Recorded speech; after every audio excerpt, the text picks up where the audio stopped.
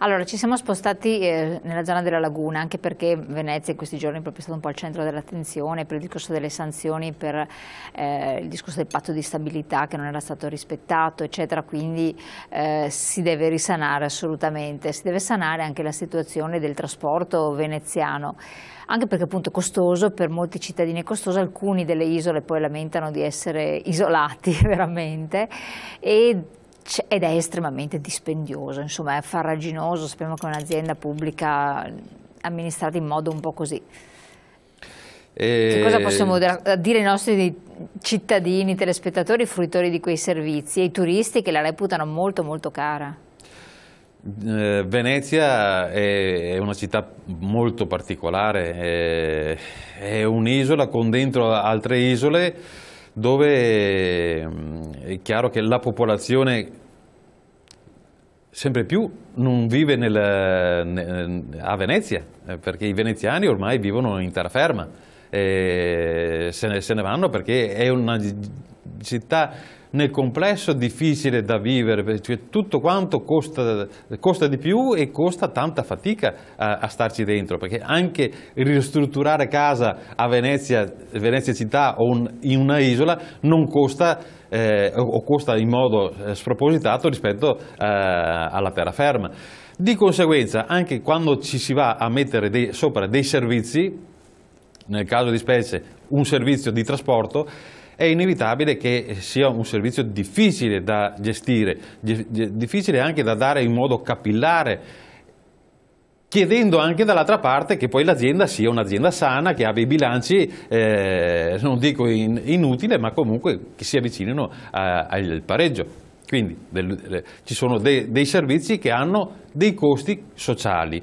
Allora, sappiamo che il servizio di trasporto pubblico è un servizio che ha la necessità di avere delle risorse pubbliche per essere gestito, perché un biglietto non potrà mai coprire completamente il costo aziendale. Questo sta nella logica della tipologia del servizio. Quindi si sta cercando di far sì che l'azienda riduca i propri costi interni di gestione e rielabori un servizio che sia il più possibile vicino alle necessità della popolazione. Il turismo è una massa importante per Venezia. Da una parte è bene perché porta risorse, porta soldi. Dall'altra però richiede degli sforzi ulteriori, quindi di conseguenza è inevitabile che il biglietto per il turista sia un biglietto, o anche per chi fruisce saltuariamente la città di Venezia, è un biglietto che costa, è un biglietto che costa il trasporto, ma andiamoci in macchina. Quanto costa parcheggiare una macchina a Venezia? Costa tantissimo, no? C'è un motivo, perché i posti sono pochi, la città è fatta così, da quando si inizia a entrare dopo il Ponte della Libertà, Venezia quindi inizia a costare, magari anche a sanzioni, perché visto che sul Ponte della Libertà la gente ci prende anche un bel po' di multe per la velocità, è una città comunque che costa. Ed è difficile a gestirla. Io so che Venezia, la CTU, sta facendo degli sforzi importanti, enormi, sia per ridurre anche il personale, nel senso non a livello di licenziamento del personale, ma di non sopperire le uscite per i pensionamenti, eccetera, perché insomma si sta snellendo un po' e quindi si sta riorganizzando, cercando di ovviamente creare delle economie importanti per il bilancio finale di questa azienda. Ecco, per quanto riguarda il personale, quindi la contrattualistica di cui era parlato tempo fa, è stata risolta poi il rinnovo del contratto dei lavoratori del settore? Qual è la situazione? La situazione è che in questo momento c'è una situazione abbastanza tranquilla, non dico di pace sociale con il sindacato, ma credo che Anche il sindacato sta iniziando a capire quali sono le difficoltà di queste aziende che si stanno riorganizzando, nonostante la riorganizzazione, gli sforzi enormi per cercare di ridurre i costi e purtroppo dall'altra parte ancora una volta che a livello nazionale ci sono tagli, anche quest'anno sembra che ci siano tagli di 20-30 milioni, cioè sono tanti soldi, infatti, sono tanti perché soldi. Sono arrivati infatti queste notizie proprio tra i vari settori. È un problema. coinvolti. Adesso in Regione Veneto c'è una giunta nuova con un nuovo assessore che incontreremo al più presto. Non avete ancora avuto l'incontro? Abbiamo chiesto l'incontro con l'assessore, ma credo che sarà questione di qualche giorno e verremo ricevuti, anche perché insomma, siamo l'unica realtà che rappresenta tutte le aziende pubbliche di trasporto, fatta eccezione per un 5% che è gestito da privati, quindi insomma, credo che un confronto costruttivo, come abbiamo sempre fatto con la Regione Veneto, il nuovo assessore ce lo concederà, anche perché credo che l'interesse dell'assessore che sul territorio funzionino dei servizi sia lo stesso che il nostro, che alla fine le nostre aziende sappiano gestire bene un servizio che poi torna anche a livello di immagine oltre che di funzionalità della regione, perché spostare non solo i turisti ma spostare anche chi va a lavorare o chi va a scuola crea o problemi o li risolve. Ecco, noi, le nostre aziende e noi come associazione che rappresenta le aziende siamo ovviamente per risolvere i problemi e immagino che la Regione abbia tutto l'interesse di volere un servizio efficiente e possibilmente fare delle battaglie a livello nazionale per avere più risorse. Infatti però sui vari fronti dove si è dimostrato che la regione è virtuosa, risparmia eccetera, al di là delle polemiche che possono fare i pro e i contro, cioè, comunque di fatto è così perché sono numeri alla mano, attestano questo, poi la risposta è sempre un taglio ulteriore, quindi sembra che il più bravo poi viene penalizzato e i cittadini che sono comportati virtuosamente non vedono mai un riconoscimento in un certo tipo di comportamento. Non è certo un incentivo a fronte di realtà che voi conoscete benissimo di altre parti d'Italia dove proprio è disastrosa la situazione, però si continuano a cercare di sostenere in qualche modo. Ha perfettamente ragione, cioè, davanti a una situazione in cui si stanno facendo degli sforzi enormi per recuperare delle risorse interne all'azienda, quindi fare risparmi e cercare di non toccare più di tanto i costi dei biglietti, dall'altra parte abbiamo il livello nazionale che taglia, mentre invece dovrebbe dare ulteriori risorse, cioè dare dei premi, dargli dei ulteriori incentivi a queste. Sì, verrebbe da dire, vabbè, allora lasciamo che tutto vada a rotoli, vada allo sfascio, perché tanto questi sforzi e ricevere le critiche dalla popolazione perché comunque i servizi non sono efficienti, ancora non sono efficienti, no, chi ce lo fa fare? Immagino gli amministratori, chi amministra queste aziende, a volte anche lo sconforto di vedere che invece di essere premiati per gli sforzi che si fanno, no, si viene penalizzati. Sto parlando di una penalizzazione politica. Poi qui non è questione di essere di un partito o dell'altro, è la realtà dei fatti, cioè regioni virtuose come è in buona parte del nord Italia, ma insomma il Veneto in modo particolare, la Lombardia in modo particolare, che sistematicamente vengono tagliate le risorse in queste regioni. Mentre altre regioni che magari nel Trentino Alto Adige, in Friuli, Venezia Giulia riescono a trattenere nel proprio territorio una buona fetta degli introiti dalle imposte e dalle tasse, hanno servizi di tutt'altro livello, basta andare subito fuori dal Veneto, andare su in Trentino e sembra di vivere in un altro mondo. Ma però c'è il 98% delle imposte locali che rimangono lì all'interno del territorio e non vanno a Roma. Quindi è un discorso anche di costi. È una bella differenza, è una bella disparità di trattamento che c'è. Chiedo alla regia se rimette in onda il messaggio che è arrivato da un cittadino di Mestre che stavo leggendo prima, che così magari lo possiamo anche leggere insieme. Vanno bene secondo lei i mezzi pubblici di Venezia? Credo che il servizio pubblico sia uno dei peggiori al mondo. Lino da Mestre. Tra i peggiori del mondo mi auguro a questo telespettatore di aver girato tutto il mondo, ovviamente, per avere un raffronto e un rapporto così, perché un conto è parlare così, con la pancia, a gettito, un conto è avere verificato se veramente stiamo parlando di una realtà che non gira così per il mondo. E io rimango in Italia. Ma veramente Venezia o nel Veneto siamo sicuri che abbiamo delle aziende che non danno servizi adeguati come nelle altre parti d'Italia invece di andare nel mondo? Secondo me no. Cioè, secondo me ed è palese, basta andare in giro per l'Italia e vediamo quali sono i mezzi e l'efficienza nel caso di specie del trasporto.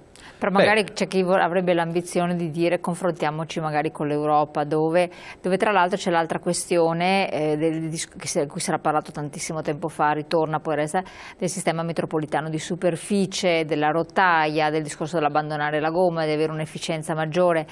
Nel mondo sempre più si va sottoterra, nei sistemi metropolitani eccetera, da noi non è possibile andare sotto, però per varie ragioni andiamo sopra con efficienza. I treni invece ormai sono un disastro, una cosa, vabbè, possiamo paragonarci, a parte alcune linee private eccetera, all'India, perché veramente è una cosa, se parliamo con i pendolari restiamo allibiti. Se prendiamo un treno dal punto di vista igienico meglio non parlarne, e non c'è più nessuna certezza, e allora non si può neanche parlare di integrazione di gomma rotaia. Voi dovete sopperire con la gomma dove la rotaia non arriva, e questo fa parte di un sistema che non va. Non confrontiamoci con il resto d'Italia perché forse ne risulta anche inopportuno, però dobbiamo essere europei in Europa, certo, perché il Veneto ha questa ambizione, insomma. Geograficamente siamo molto portati a vedere che cosa succede oltre confine, perché ce li abbiamo troppo vicini ce l'abbiamo qui per non vederli, e quindi è bene avere dei punti di riferimento in Europa. Anche per come riguarda la gestione delle aziende, ecco, sulla tipologia di cosa mettere su strada o su gomma, qui è chiaro, la parte della morfologia e della geografia a volte non ci aiuta molto, perché qui scavare vuol dire che la sovrintendenza minimo ti blocca, già anche sia a Padova e a Venezia. Aver fatto il tram di superficie, quei pochi scavi hanno avuto dei grossi problemi e dei grossi rallentamenti. Immaginiamoci cosa vuol dire andare sotto, scavare in profondità. A Padova si fa fatica a fare anche dei parcheggi sotterranei, perché la sovrintendenza creerebbe sicuramente degli stop. Però delle soluzioni comunque ci sono in giro, cioè, per il mondo. Padova e Venezia ha trovato due soluzioni di superficie, Verona so che sta scegliendo una soluzione simile ma un po' diversa rispetto a Padova e Venezia, però anche lì di superficie, perché scavare è difficile. Quindi, con quello che comporta, insomma, andare in superficie. Inoltre a Verona proprio nel mese scorso c'è stata tutta una rimodulazione del servizio, proprio per cercare di far sì che il mezzo su gomma sia molto più vicino al mezzo su rotaia, in modo tale che l'interscambio rotaia e cioè, chi viaggia in treno e chi poi prosegue con la gomma, con l'autobus e viceversa, ecco, sia il più vicino possibile. Come è stato rimodulato su Padova, ad esempio, cioè, ormai è tutto concentrato dove c'è anche la fermata e dove c'è la stazione. La fermata degli autobus è vicina dove c'è la fermata e la stazione dei treni. Ecco, questi modelli li stiamo applicando a livello regionale, cioè, ci vuole tempo, non è che si possa sconvolgere le città, però l'abilitazione unica, cioè avere un unico biglietto di viaggio, documento di viaggio sia per il treno che per la gomma, è un servizio che si sta cercando un po' alla volta di arrivarci. Ecco, poi arriviamo anche a dire i servizi di qualità pubblico, privato, perché lei faceva accenno che ci sono sulle ferrovie i pendolari che sono ammassati, che sono stivati come il bestiame. Andiamo a vedere da chi sono gestite queste aziende, esatto, perché le ferrovie che hanno le tratte locali non sono mica statali, sono dei privati. Attenzione, perché qui poi pubblico brutto, privato bello, allora in questo caso non è proprio così. A Venezia sono diversi messaggi che stanno arrivando, adesso li leggo un po' tutti. A Venezia stanno privatizzando alcune linee, se ne privatizzano qualche altra si riducono le spese, anche se i sindacati perdono potere e iscritti.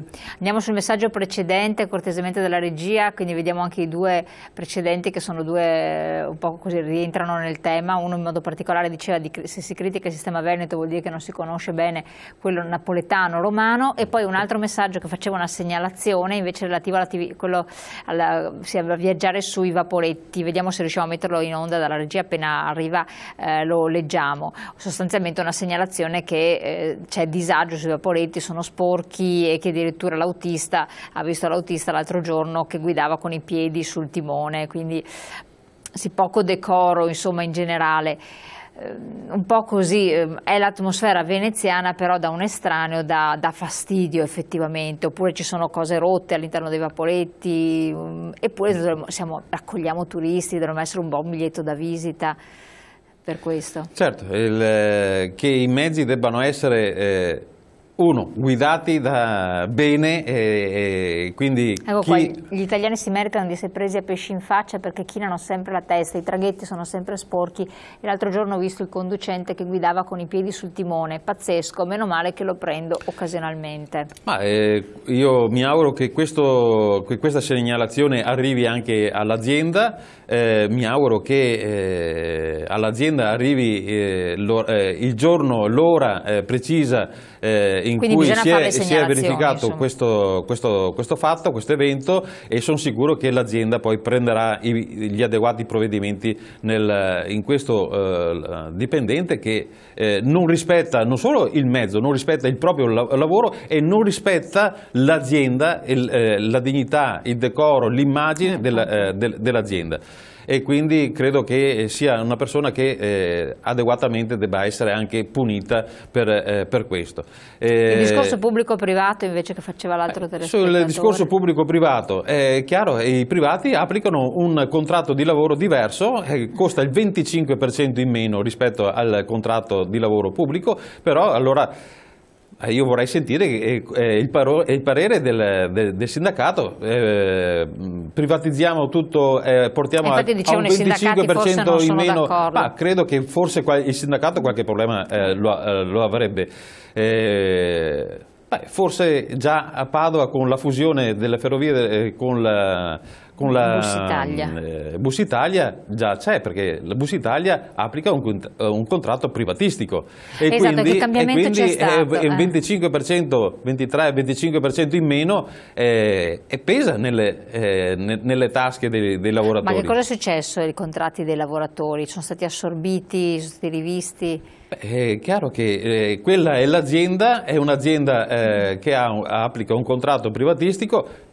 Per quanto sia stato possibile salvaguardare i contratti che c'erano in essere, però è inevitabile che venga qualche altra compensazione nel taglio arriva, no? Cioè, nella busta paga, vabbè, il contratto è quello e quindi viene rispettato finché non vai in pensione, però se c'erano qualche altro benefit o qualche altra situazione in cui la contrattazione permetteva di essere si poteva mettere mano, è chiaro che questi lavoratori che rispetto ad altri che ormai sono diventati dei colleghi della stessa azienda, che non possono essere trattati in maniera diversa, un bilanciamento ci deve essere, perché non si capisce perché un autista debba prendere una certa retribuzione a fine mese e il suo collega omonimo della stessa azienda ne debba prendere un altro, quindi un qualche cosa che debba andare a compensazione, e immagino che i sindacati siano in difficoltà a trovare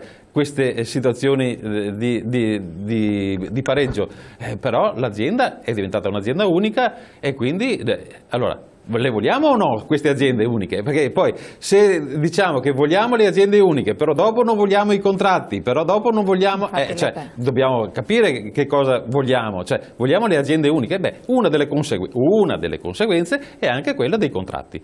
Assolutamente. Abbiamo anche altre cose da affrontare insieme, pochi secondi di pubblicità.